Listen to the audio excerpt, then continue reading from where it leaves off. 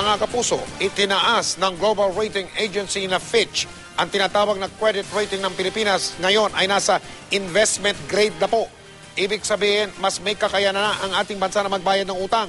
Ito ang kauna-unahang beses na naging investment grade ang tinatawag na foreign currency rating ng Fitch sa Pilipinas. Pero ito ang tanong, ano naman ang pakinabang dyan ng mga ordinaryong Pilipino? Nakatutok si Bernadette Reyes. Noong 2012, mas maraming produkto at serbisyo ang nalikha ng Pilipinas. Dahilan kaya pumalo sa 6.6% ang gross domestic product o GDP ng bansa. Malaking talon mula sa 3.9% GDP noong 2011. Kaya naman dahil sa tinatawag na resilient economy ng Pilipinas sa kabila ng global financial crisis, itinaas ng global rating agency na Fitch ang credit rating ng Pilipinas sa investment grade. Ang ibig sabihin nito, sa tingin ng Fitch, mas may kakayanan na ang ating bansa na magbayad ng utang. Kung uutang nga ng gobyerno natin para i-fund yung mga infrastructure, mas mababa na yung interest rate na babayaran nila. Pag foreign investor ka, pwede mo nang tignan yung bansa niya na baka gusto mo mag-invest. So, potentially, pwede talagang may pumasok na tao dito para magtayo ng businesses. Ayon sa Malacanang, ang investment grade rating ay isang vote of confidence sa ekonomiya ng Pilipinas at patunay na ang bansa ay nasa tamang daan tungo sa patuloy na paglago ng ekonomiya.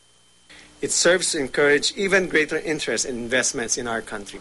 As more investments come in, there will be more opportunities for employment.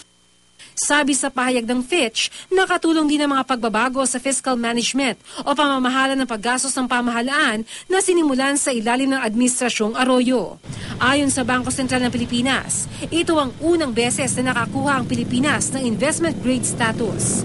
Pagka-anunsyo nga na investment grade rating, sumipa ang Philippine stock market at nagsara sa panibagong record high na 6,847.47 points.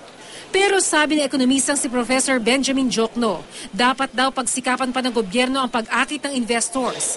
Baka sa stock market lang daw kasi mamuhunan ng mga dayuhan at hindi naman sa mga bagong negosyo na maaari makalikha ng mga bagong trabaho. Kung sa stock market mapunta ang pera ng mga dayuhan, lalakas ang piso pero hihina ang dolyar, kaya tiyak na masasapul ang mga OFWs at pamilya nila. Marami tayong pang kailangan gawin bago talaga maanyaya, maka-attract tayo ng maraming FDIs. Napakapangit ng mga airports at seaports natin, pangit yung kalsada natin, yung ating energy, hindi siya reliable, napakamahal. Sabi rin ng isang analyst, mahalaga ang magiging resulta ng eleksyon sa pagtuloy-tuloy na magandang credit rating ng bansa. Pag bumalik na naman tayo dun sa dating conditions na, yun nga, like especially with the elections, tapos hindi maganda yung result or sabihin na hindi credible, baka bawiin nila yan. The task now is to ensure that expected inflows will be used to maximum effect towards a sustainable, progressively empowering economy.